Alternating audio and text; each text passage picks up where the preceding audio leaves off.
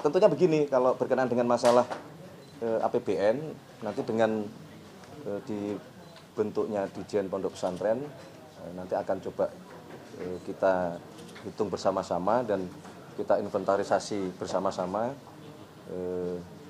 mana yang secara status itu memungkinkan dan tentu kita melihat kemampuan dari keuangan negara ya, dalam hal ini APBN. Baik, terima kasih. Assalamualaikum warahmatullahi wabarakatuh. Pada sore hari ini kami mewakili Bapak Presiden dan mewakili pemerintah ingin menyampaikan dan mengucapkan selamat Hari Santri tahun 2025. Semoga Hari Santri yang kita peringati bersama-sama membawa keberkahan bagi kita semua.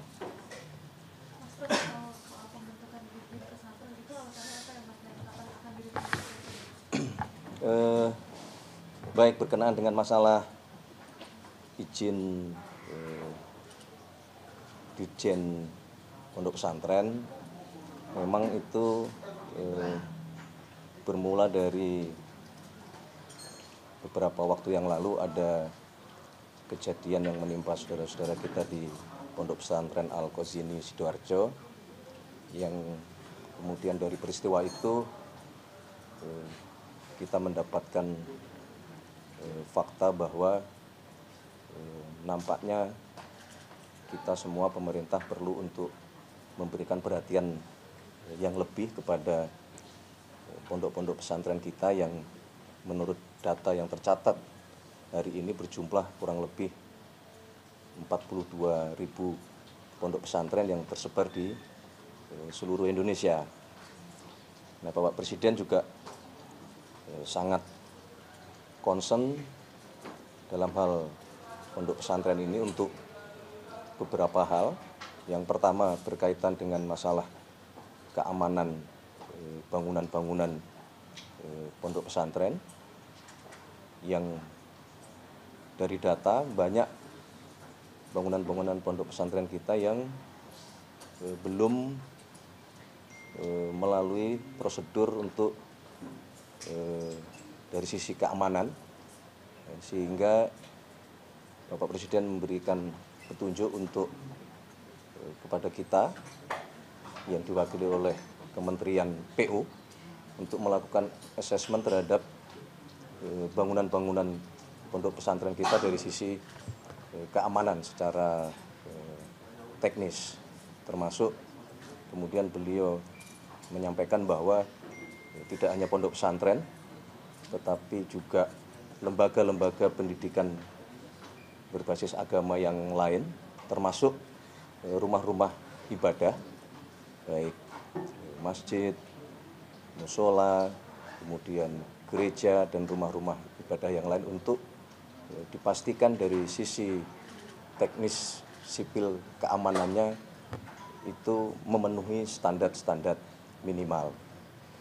Kemudian juga Bapak Presiden menaruh perhatian selain berkenaan dengan masalah bangunan fisik, tentunya terhadap proses pendidikan, karena bagaimanapun dengan jumlah pondok pesantren kita yang cukup besar, kurang lebih ada 16 juta santri, yang Bapak Presiden menghendaki untuk proses pendidikan juga dilakukan perhatian untuk membekali para santri selain ilmu agama juga ilmu-ilmu pengetahuan berbasis teknologi, termasuk ilmu-ilmu ekonomi, supaya harapannya para santri di dalam menghadapi masa depan di kemudian hari memiliki bekal yang cukup lengkap, tidak hanya dari sisi akhlak dan keagamaan, tetapi juga kemampuan beradaptasi terhadap perkembangan teknologi, termasuk ilmu-ilmu ekonomi. Jadi itu beberapa hal yang menjadi concern dari Bapak Presiden yang diperintahkan kepada kita jajaran terkait untuk kemudian beliau memberikan semacam restu untuk Kementerian Agama membuat Ditjen Pondok Pesantren. Termasuk untuk pengawasan aktivitas di pondok pesantren di luar aktivitas pendidikan itu juga jadi concern, Mas. Karena kan banyak narasi juga yang beredar masalah para santri dilibatkan dalam pembangunan ponpes dan semacamnya, itu apakah juga masuk dalam pengawasan dari dalam ada dirjen itu? Ya, tentunya itu menjadi salah satu ya. Kalau tadi kita bicara beberapa fakta, tentu pengawasan menjadi salah satu faktornya. Maka kemudian pemerintah atas petunjuk Bapak Presiden, kemudian kita berencana membuat program dan sekarang sedang dijalankan oleh Kementerian PU untuk melatih para santri yang berasal dari pondok pesantren masing-masing untuk dilakukan pembekalan keilmuan minimal di bidang bangunan, konstruksi maupun sipil yang harapannya ketika ada proses-proses pembangunan di setiap pondok pesantren masing-masing, ada beberapa santri yang memiliki keilmuan dalam hal pendirian bangunan-bangunan. Itu. Terima kasih. Cukup.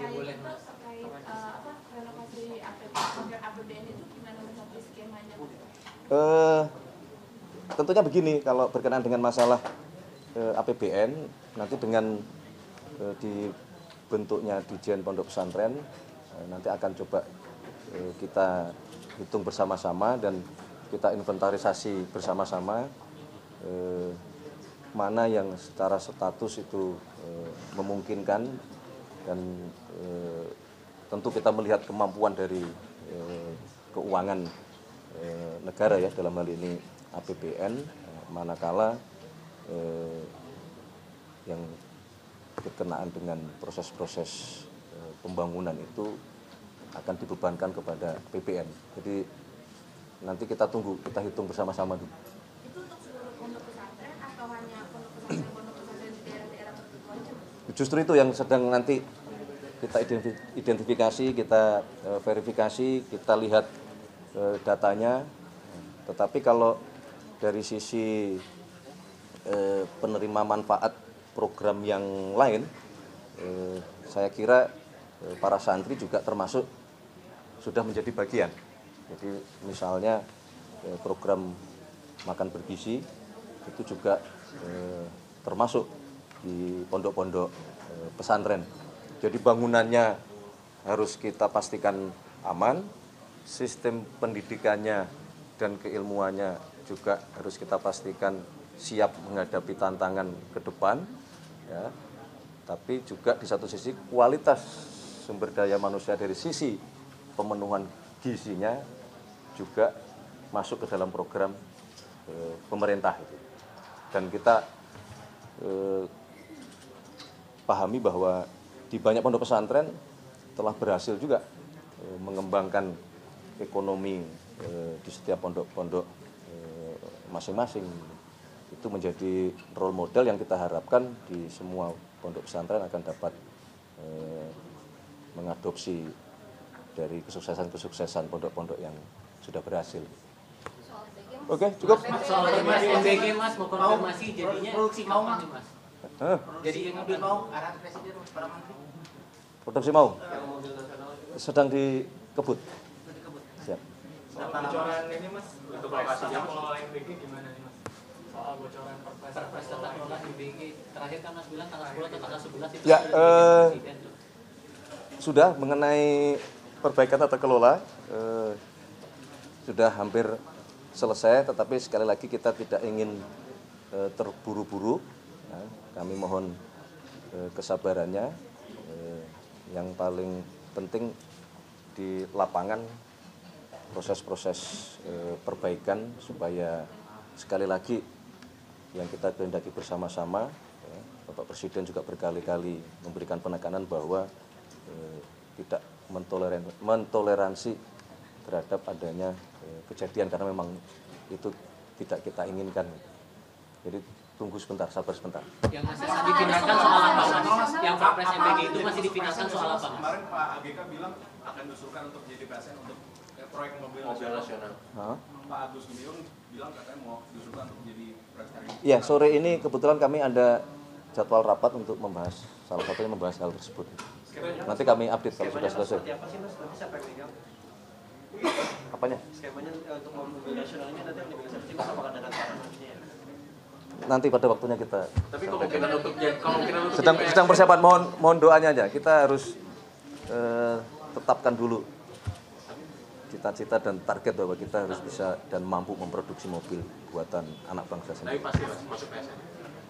Ya nanti kita lihat. Rasa-rasanya masuk PSN. Mau masuk Oke, terima kasih ya, terima kasih. pahlawan nasional Mas Pras. Ha? Soal usulan pahlawan nasional ada nama Pak Soeharto dan juga Pak Sino Mas. Ya nanti kami lihat kan kemarin Kementerian Sosial dengan Dewan Gelar Tanda Jasa kan kemudian sudah menyusun nama-nama yang diusulkan.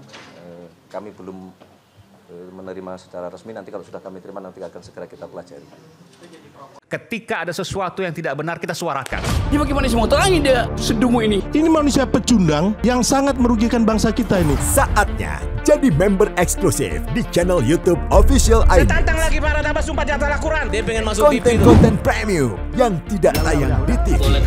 Live interaction. Halo pemirsa iNews, ini baru selesai. Emoji dan badge spesial. Reakses konten pilihan. Klik YouTube Official iNews. Join member hanya Rp10.000 per bulan.